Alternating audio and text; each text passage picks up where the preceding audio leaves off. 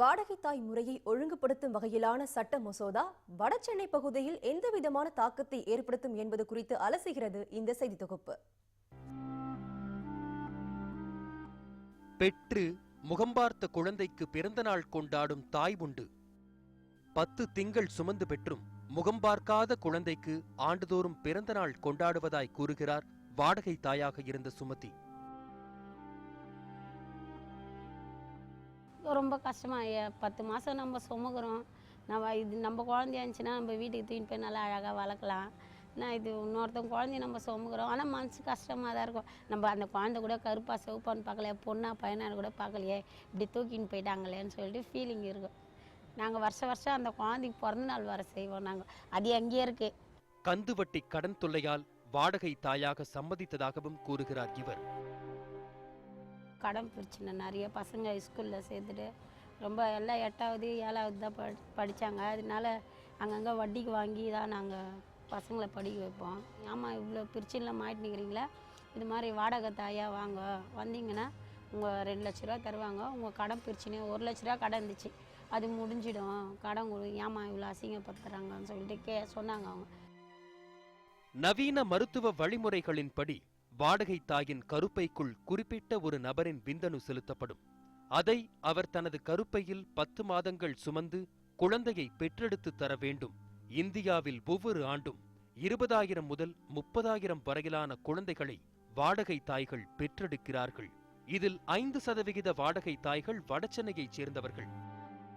வறுமை, கடன் என பரிதவிக்கும் பெண்களை தேடி வாடகை தாய்களாக மாற்றுவதற்கென்றே வடசென்னையில் பல இடைத்தரகர்கள் பணம் குவித்துக் கொண்டிருக்கிறார்கள்.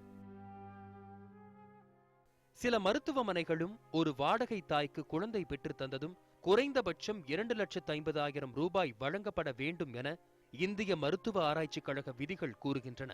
ஆனால் சுமதிக்கு வழங்கப்பட்ட தொகையோ அதைவிட குறைவு. 2 லட்ச ரூபாய்க்கு கையெழுத்து போட சொன்னாங்க. நாங்கள் சரின்னு சொல்லிட்டு எனக்கு படிக்க தெரியாது, எங்கள் வீட்டுக்காருக்கு படிக்க தெரியாது. சரி இப்போ அவங்க என்ன பண்ணிட்டாங்க, 1,50,000 லட்ச ரூபாய் எங்கள் வீட்டுக்காரர்களை தான் கொடுத்தாங்க, எதிர்க்க கொடுத்தாங்க. மீதி 50,000 ரூபாய் குழந்தை பிறந்து ஆப்ரேஷன் பண்ணி தான் எடுக்கிறாங்க. அப்புறம் பார்த்தா நானுன்றதில்ல இன்னும் ஒரு 2 பேரையும் இட்டுன்னு போனாங்க. இட்டுன்னு போய் அதுங்களுக்கு கரெக்டாக அமௌண்ட்டு கொடுத்துட்டாங்க. எனக்கும் இன்னொரு பொண்ணுக்கும் தான் அவங்க இது மாதிரி பண்ணிவிட்டு போயிட்டாங்க. 2வது அவங்களை தேர்னும் கிடைக்கவே இல்லை. அவங்க அயல் நாட்டவர்கள் அதிகம் நாடி வரும் குஜராத்தின் ஆனந்த் நகரில் உள்ள மருத்துவமனைகள் சிலவற்றுக்கான இடைத்தரகர்கள் வடசென்னை பகுதியில் இருந்து வாடகை தாய்களை தேர்வு செய்து அங்கும் அனுப்புகிறார்கள். இப்படி வாடகை தாய்முறை வர்த்தகமாக மாறிவிட்ட நிலையில்தான் மத்திய அரசு ஒரு சட்ட மசோதாவை கொண்டு வந்துள்ளது. இதன்படி வெளிநாட்டவர்கள், வெளிநாட்டில் வாழும் இந்திய வம்சாவளியினர், ஓரினச் சேர்க்கை இணையர்கள், திருமணமாகி பிரிந்து வாழ்வோர் ஆகியோர் இனிமேல் வாடகை தாய் மூலம் குழந்தை பெற முடியாது. இரத்த உறவுகள்தான் வாடகை தாயை தேர்வு செய்ய முடியும். அவர் ஏற்கனவே குழந்தை பெற்றவராக இருக்க வேண்டும்.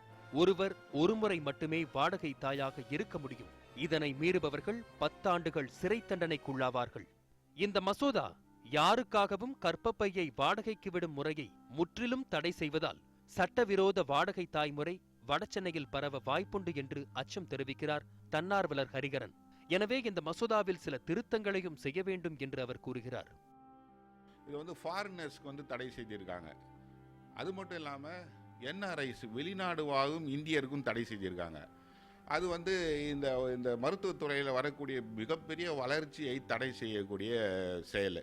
அதனால் இதை அரசாங்கம் கண்டிப்பாக, மத்திய அரசாங்கம் கண்டிப்பாக இதை பற்றியான மறுபரிசீலனை செய்து இதில் ஒரு மாற்றத்தை கொண்டு வர வேண்டும். இடைத்தரகர்களும் சில மருத்துவமனைகளும் செல்வம் குவிக்கும் வகையில் வாடகை தாய்களின் தலைநகரமாகவே வடசென்னை நீடிக்குமா, இல்லை மத்திய அரசின் மசோதா மாற்றத்தை கொண்டு வருமா?